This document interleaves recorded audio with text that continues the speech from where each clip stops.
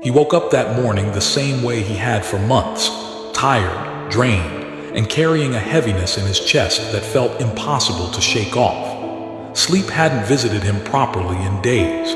His mind had spent the entire night wrestling with the same haunting question. Will my life ever change?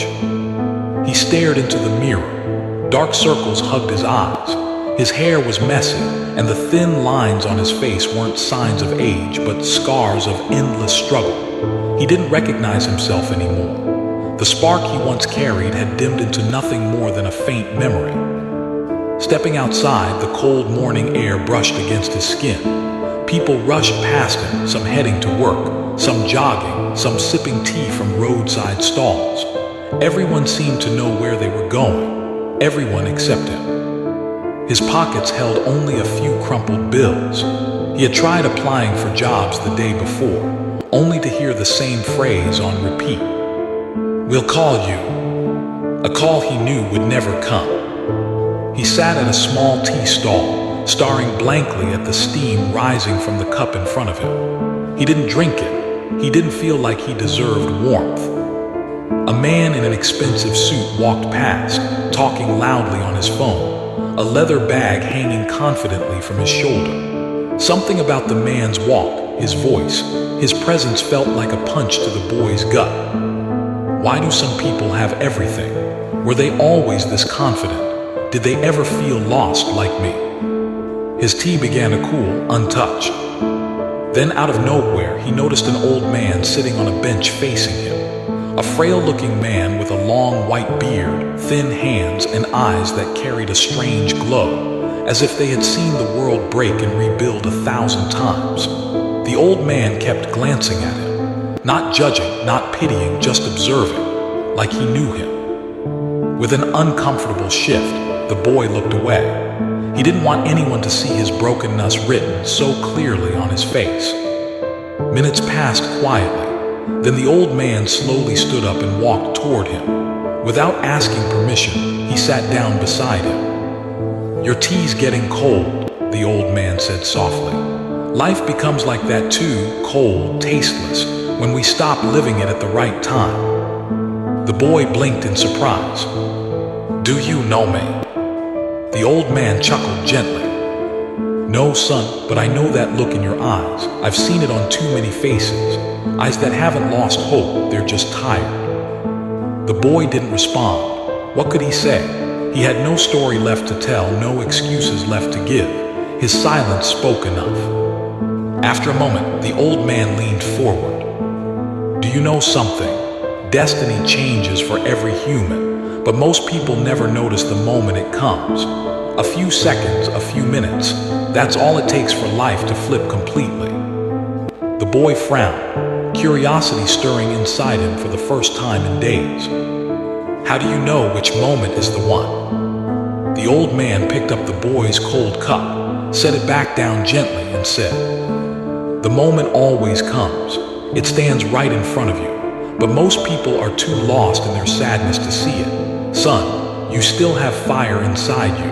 You just don't want to see it." The boy swallowed hard. "And what if that moment never comes for some people?" The old man's eyes softened. "It comes for everyone, every single person, including you. The question is, will you choose it when it arrives?" The boy stared at him, almost pleading silently. "Can you tell me, what changed your life?" The old man leaned back, looking at the sky as if searching for old memories. "I was like you once, lost, empty. My life had fallen apart. I stood on a bridge one evening thinking maybe I didn't belong anywhere anymore.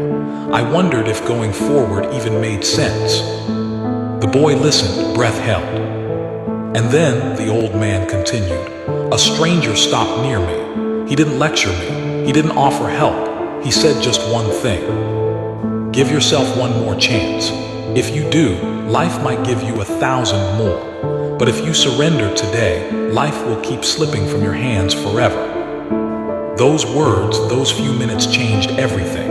I made a decision right there, a small one, but it started a new life for me. The boy's voice trembled.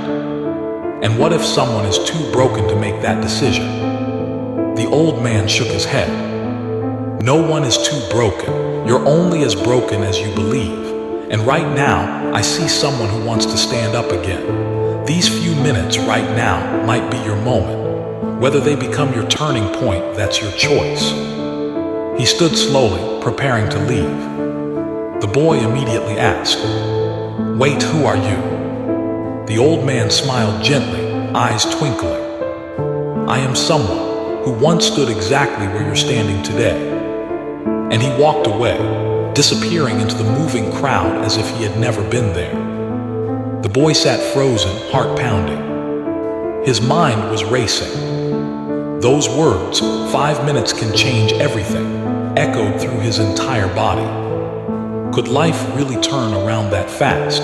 Could a decision made right now rewrite everything he had ever failed at? He looked at his hands, then at the wrinkled resume folded in his pocket. He pulled it out, creases everywhere like his life.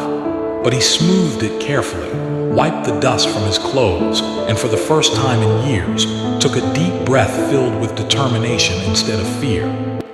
Across the road stood a company's office, a place he had walked past dozens of times but never found the courage to enter. He stood up. Maybe this is it. Maybe this is my 5-minute moment. He walked toward the building. Every step felt heavy but purposeful. He reached the entrance, stared at the door for a long second, then closed his eyes. 5 minutes. For the rest of my life.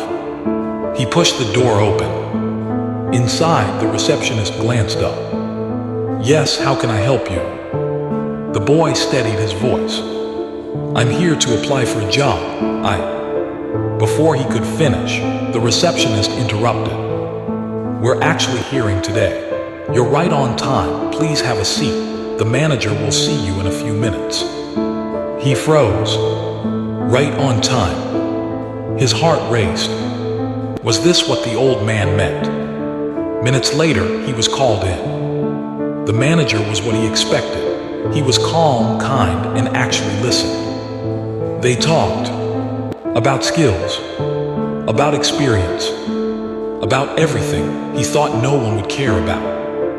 And then, as the boy nervously waited, the manager smiled. "I think you're exactly what we're looking for. You can start tomorrow."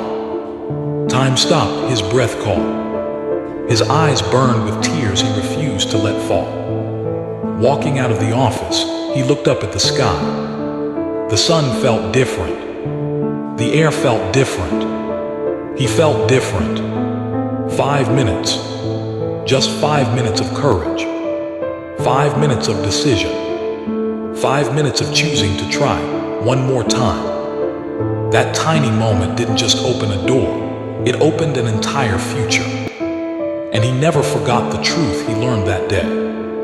Life doesn't wait for big moments to change. It only needs one small one.